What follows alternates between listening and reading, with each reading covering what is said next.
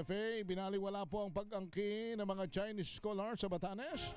Makikinig lamang sa mga pahayag kapag galing sa pamahalaan ng China. RH number 4, Karen Oyong. Karen?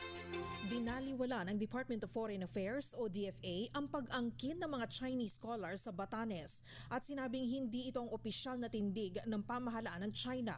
Sa ambush interview ng media kay DFA Secretary Maria Teresa Lazaro kasabay ng ginanap na commemorative conference para sa ika-10 anibersaryo ng 2016 South China Sea Arbitral Award nitong Biyernes, sinabi ni Lazaro na ito ay pag-angkin ng mga academics at tanging pamahalaan ng China ang kanilang pinakikinggan. Nagugat ang usapin ng sabihin ng mga Chinese academics sa isang symposium noong nakaraang buwan na ang pinakahilagang lalawigan ng Pilipinas, ang Batanes, ay teritoryo ng China through Taiwan.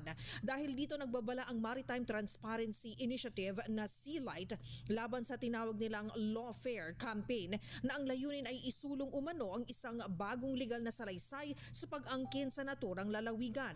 Sa pahayag ng Sea Light, sinabi nitong inilantad ng mga mananaliksik ng iba't ibang mga universidad sa China at mga research institutions na wala umanong historical at legal basis ang administrasyon ng Pilipinas sa Batanes, na siyang naging diskusyon sa isang symposium na isinagawa ng Jinan University sa Guangzhou noong nakaraang buwan.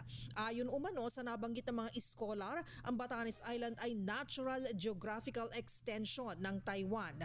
Mariing pinabulaan na naman ng Department of National Defense o DND ang claim na ito at tinawag na disinformation at outlandish narratives ang naturang mga claims.